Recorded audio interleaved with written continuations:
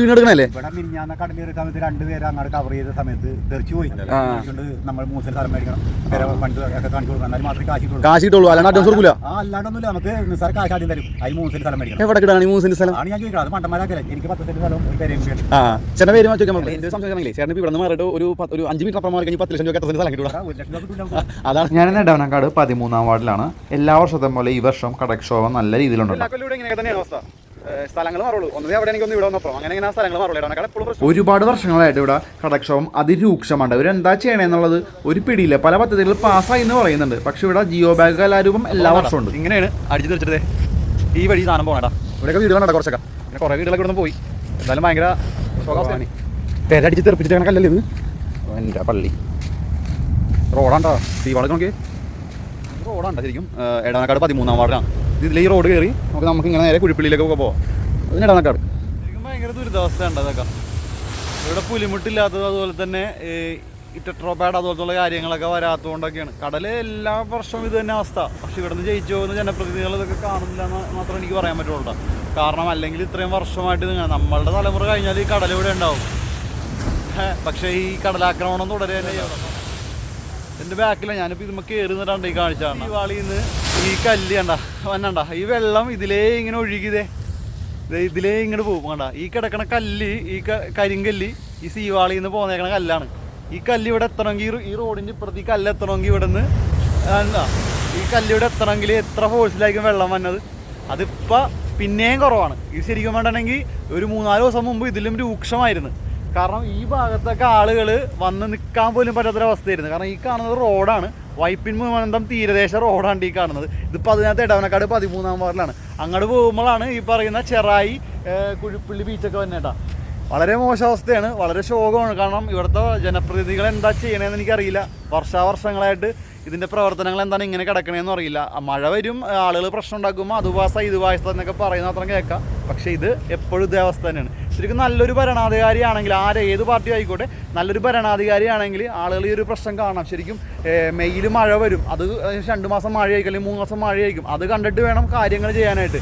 ശരിക്കും ഒരു ഡിസംബർ അല്ലെങ്കിൽ ജനുവരിക്കുള്ളിൽ ഇതുപോലത്തുള്ള എവിടെയാണ് പോയി കിടക്കണം അതൊക്കെ ശരിയാക്കേണ്ട. ഇവർക്ക് പല പദ്ധതികളുണ്ടാവും, ഇന്ന് ശരിയാക്കേണ്ട സാഹചര്യമേ ഉള്ളൂ. പക്ഷേ ഇതൊക്കെ എന്തുകൊണ്ടാണ് ഇത്രയും കാലം കിടക്കുന്നത് എനിക്കറിയില്ല. എനിക്ക് 10-30 വയസ്സ് കഴിഞ്ഞു. കാരണം ഞാൻ എൻ്റെ ജീവിതത്തിൽ ഇത്രയും കാലം കണ്ടുവരുന്ന കാഴ്ച ഇത് തന്നെയാണ്. കാരണം ഈ മഴക്കാലമാകുമ്പോൾ ഇവിടുത്തെ ആളുകൾ അനുഭവിക്കുന്നു. ഇതും കുറേ ആളുകൾ വന്നിട്ട് ഇതുപോലെ തന്നെ ചാനലിൽ വന്നിട്ട് അഭിപ്രായങ്ങൾ പറയാം, അങ്ങനെയാണ് ഇങ്ങനെയാണ്, നമുക്ക് കഷ്ടപ്പാടാണ്. ഇതൊരു തുടർക്കഥയായിട്ട് തുടർന്നുകൊണ്ടിരിക്കണം. അപ്പോൾ എനിക്ക് പറയാനുള്ള ഇത്ര മാത്രമേ ഉള്ളൂ.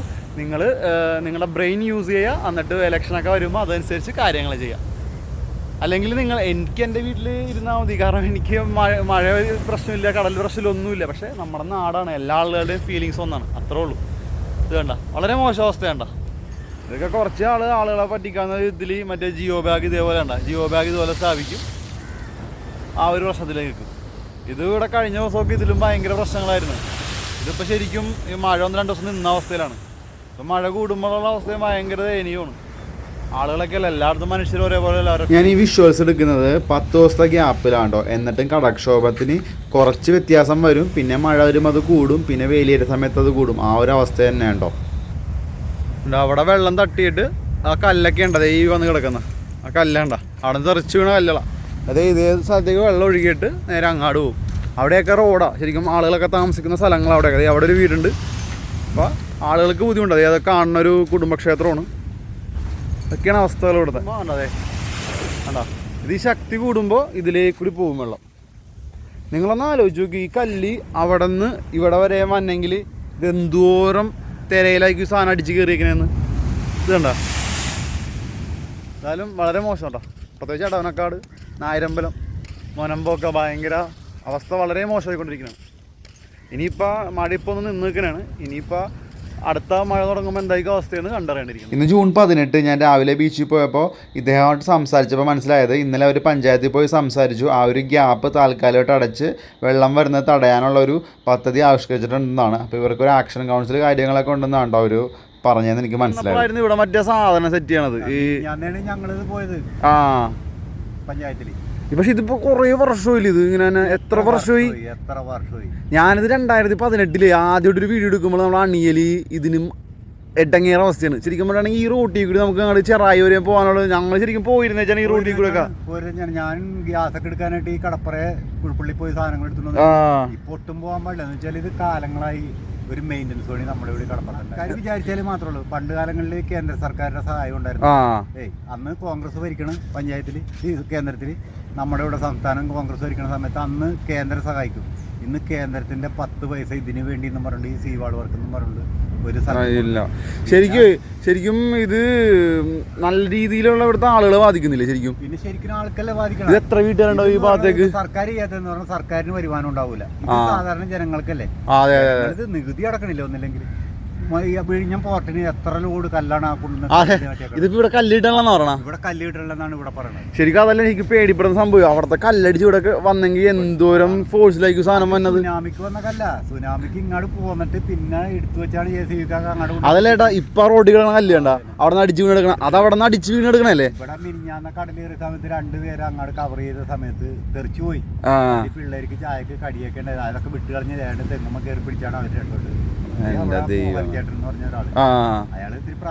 ഇവിടെ ഇപ്പൊ എത്ര പേരുണ്ടാവും ഈ ഭാഗത്തൊക്കെ താമസിക്കാൻ? നമ്മൾക്ക് 152-154 വീടുകളും ഇത് ബാധിക്കും. ഇത് നമുക്ക് പുറന്തോട്ടിലോട്ടല്ല പോണത്. ചെമ്മിക്കെട്ടിലോട്ട് പോയിട്ട് അവിടെ ചിറ പൊട്ടിപ്പോയി മൊത്തം. എന്നിട്ട് അത് കഴിഞ്ഞിട്ടാണ് തോട്ടിലോട്ട് പോകണം. ആ തോട് എന്ന് പറഞ്ഞാൽ അപ്പോഴും ഈ തോടുകളിലെ ഏറ്റം വരും, പുഴയെന്നുള്ള ഏറ്റം വരും. പുഴയിലെ വെള്ളവും ഇതും കൂടി തിങ്ങുമ്പോ കണ്ണുകളൊക്കെ ഇട്ട് തുടങ്ങി ഇങ്ങോട്ടുള്ള ആൾക്കാർ മുങ്ങിപ്പോവും. ഇവിടെ മറ്റേ MLA എന്തോ ഒരു ഫണ്ട് അനുവദിച്ചു നമ്മുടെ അവിടെ എഴുതി വെച്ചിട്ടുണ്ടല്ലോ. 32 കോടി 34 കോടിയാട്ടെ പാസ്സാണ്. 35 കോടി 32 ആട്ടെ എന്നാണ്. അതിനകത്ത് പാസ്സായിട്ടെന്ന് ഇങ്ങനെ പറഞ്ഞിട്ട് അതിന് സ്വീകരണവും കൊടുത്തിട്ടുണ്ട്. പിന്നെ കളക്ടറിന്റെ ഈ ദുരിതാശ്വാസ അതിന്റെ ഇത് ഇന്നിട്ട് 20 കോടിയും പറഞ്ഞു. അപ്പൊ 2 കോടി പണിയാന്നും പറഞ്ഞിട്ട് പാസ്സായിട്ടെന്നും പറഞ്ഞിട്ട് അതിന് ഭരണാനുമതി കിട്ടിയിട്ടില്ലെന്നാണ് ഇപ്പൊ പറയണത്. ശരിക്കും പറഞ്ഞിട്ടുണ്ടെങ്കിലേ ഇത് എല്ലാ വർഷവും ഇത് തന്നെയാണ് അവസ്ഥ. ശരിക്കും ഇതൊരു മാർച്ച് മാസം മുമ്പ് ചെയ്യേണ്ട കാര്യമല്ലേ? ശരിക്കും ഏപ്രിൽ മെയ് മാസത്തിൽ ചെയ്ത് തീർക്കണ സാധനം ശാശ്വതമായിട്ട് കിടക്കുന്ന സമയം അതാണ്. അതെ ശരിക്കും ഒന്നും ചെയ്യൂല. മെയ് മാസം കടൽ ഇളകിയതിന് കേട്ടോണ്. അതിക്ക് മുമ്പ് ഇവിടെ എസ്റ്റിമേറ്റ് എടുത്ത് പോയതാണ്. 210 മീറ്റർ ആട്ടെ ജിയോ ബാഗ് വെക്കാനായിട്ട് അട്ടി അങ്ങോട്ട് പറഞ്ഞു. ശരിക്കും ജിയോ ബാഗ് തട്ടിപ്പാണ്. ആൾക്കാരുടെ മുമ്പിൽ കണ്ണിൽ പൊടിയിടാന്ന സംഭവമാണ്.